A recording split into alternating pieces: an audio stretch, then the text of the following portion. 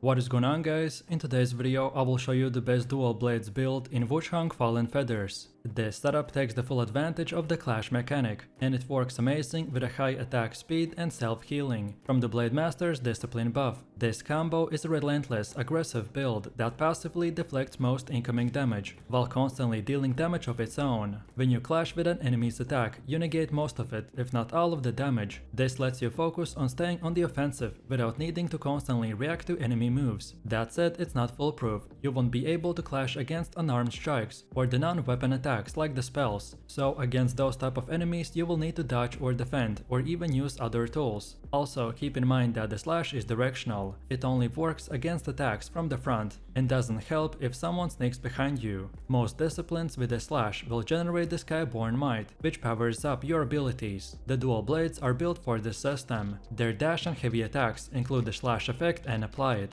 On top of this, we will go with the Blademaster discipline, which adds a healing effect every time you successfully clash. Its first variant will extend the buff duration, while the second one will boost the healing when your madness is above 90%. This is what makes the build so godlike. You're basically healing through the damage while attacking 24/7. Also, if you're interested in buying other PC or console games with 50 or 70% discount, then check out Instant Gaming. For example, I want to buy Elden Ring, so we just click on Add to Cart, then click Pay, then input our details and pay. After payment is complete, we will receive activation key, then copy and paste the key in, and it's that simple. So what are you waiting for? Click my link in the description and check out Instant Gaming for yourself.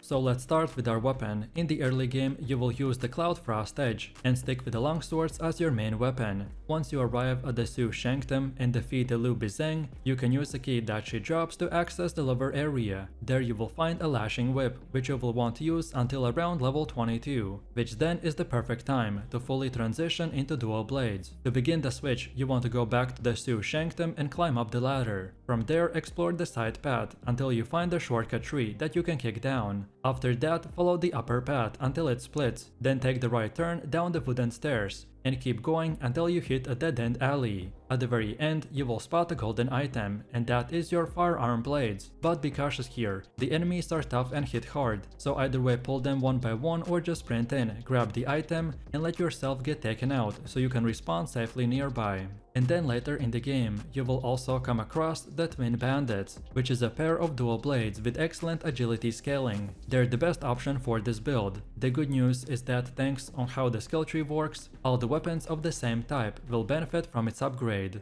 That means you can still switch between the Twin Bandits and the firearm blades as needed. Then next we have Benedictions. During the early stages of the game, you don't have a huge selection, but there are few that work well with the build. While you're still using the longswords, the Bu Skyborn Ward will provide solid early defenses. Once you swap to dual blades, then it's better to switch to the Bu Blocking Clash for consistent protection. If you prefer something more offensive, then you can also buy the Wei 3 Disciplinary Force from Wuchang to add an extra damage output. Then for memory, the Ray Skyborn Vigor will help you to sustain, but switching over to Sheng, the Backstab Rejuvenation will later give you a reliable source of healing. Then as for Wisdom, the Wei Combo Force works best with the dual blades' consistent attack rhythm. You can also go with the Wei Skyborn Force for dependable damage buff, or the Fei Combo Ignition if you want to push your temper potentially further. Once you've got all of these 3 benedictions and have at least 12 disciplines in your Impetus repository, then you want to equip the full mastery set. So for the maxed optimization, you want to use the Wei 3 Disciplinary Force for the Oath, then Wei 6 Disciplinary Force for memory, and then Wei 9 Disciplinary Force for the Wisdom. This setup maximizes your damage across the board and fully taps into the potential of our build.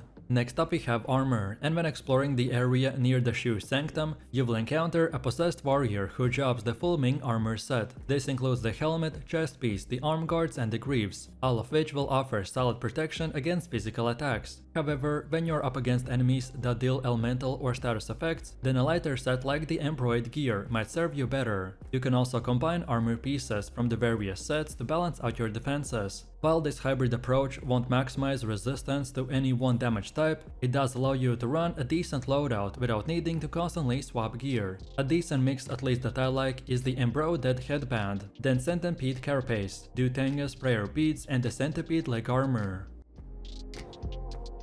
Next up we have Pendants, and we want to start off with a Twin Infant Pendant. It's especially useful with the longswords, because it helps to manage your stamina. But once you switch to the dual blades, it effectively makes the stamina management a non-issue. But if you're confident without it, then you can swap out for another option. Then Dracolic Pendant is a huge quality of life improvement, as it prevents you from being stun-locked by the boss roars. Once you've cleared the boss, you can replace it with the Lifesteal Pendant. Early on, the Gourd Pendant reduces incoming damage, which buys you time to heal through the clash or use your mana flask. But then later, you might prefer the Tiger Pendant, which offers a more consistent damage increase. If you're looking for alternatives, then the Dragon-like Pendant will provide strong offensive power, at the cost of taking more damage. Then the Field Feeling Pendant is ideal for larger boss encounters. And then finally, for general survivability, the Nameless Eye will offer flat damage reduction. Next up, let's take a look at our Impetus repository, aka the skill tree. In the beginning, you want to invest your points into the longsword tree, so start by unlocking the Wind Force, then work your way through the Strong Blade, and Energetic to boost your mana flask capacity, then Skyborn Might Limit and even stamina efficiency. After that, enhance your preferred discipline, either way the Blink Kick with variant 2 for burst mobility, or the Crescent Moon with variant 1 for really good offense, and then finish it up by picking up a Sword Master, Sword 7th and a second Strong Blade node. And then if you still have some leftover points, then Strength and Agility nodes in the Spear tree can add some good extra damage. Then after this, when you're ready to respec into the dual blades, around level 22 to 25, then strip all of your points from the longsword tree and start investing into the dual blades path. Your priority skills are Swift Warrior and both variants of the Blademaster, so Mighty Combination and the Leaf Slasher. Also, don't forget to pick up both Swift Blade nodes to boost your weapon level and add extra Endurance node for better stamina and control. And then again, with any spare points, you can invest in additional temper uses or pick up defensive nodes like more Vitality and Endurance from the Axe tree. And then lastly, as you level up and gather more Red Mercury Essence, we will want to shift some of our focus utility into upgrades. You want to prioritize Mana Flask improvements, more Skyborn Might, increased Acupoint capacity, and extra Temperance charges. Rapid Temperance in particular makes it easier to refresh buffs mid-fight. You should also consider investing into a secondary weapon for versatility. Once you've gathered 12 disciplines, including the Blademaster, you will fully unlock your Benediction mastery potential. And then stat-wise, put Agility and Strength first for offense, and then with Vitality and Endurance following that for defense and survivability. Next up we have spells. This is not a spell-focused build, but there are few worth mentioning. Early on, the Divine Might can boost your damage a bit, and Divine Ward will give you extra protection. Neither are game-changing, but they will help. The real game-changer comes later in the Mount Zavu. As you explore, you will eventually find yourself in a courtyard. So there you want to search the area and discover a glowing item on a corpse, which is the Ethereal Form. This spell is insanely powerful. It has a super short cast time and gives you a buff that lets you automatically dodge incoming damage for few seconds. When triggered, the dodge will not just save you, it also refunds the cost by generating the Skyborn Might. That means with proper timing, you basically become invincible. And once you've beaten the Worship Prize boss, then you can head straight into the Mount Zavu and pick this up, as this will give us a way to deal with the main weaknesses of our build, which are enemies using magic or martial skills that can be slashed. Then next we have our Temperance. Most of the time, the Bone Needle Flame is your go-to, since the fire is highly effective in the early game. If you're fighting enemies that resist fire, then you can switch to the Bone Needle Lightning.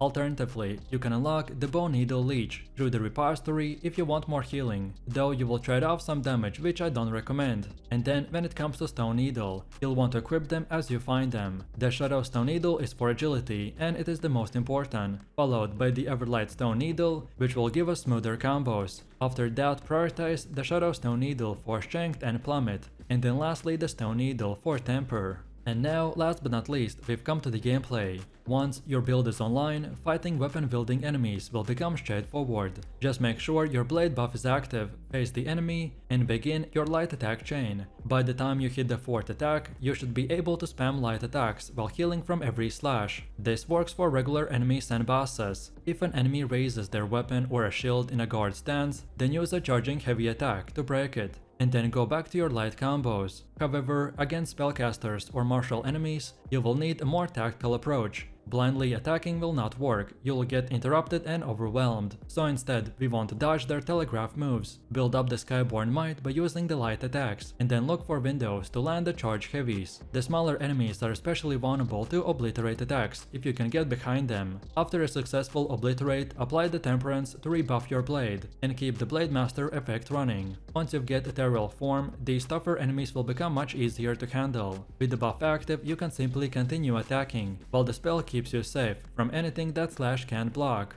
So, let me know what you think about this dual blades build in the comments below. If you enjoyed this, then you definitely don't miss my previous top 3 best builds video, where I showed even more powerful Wuchang builds, so click the screen now and I'll see you in the next one.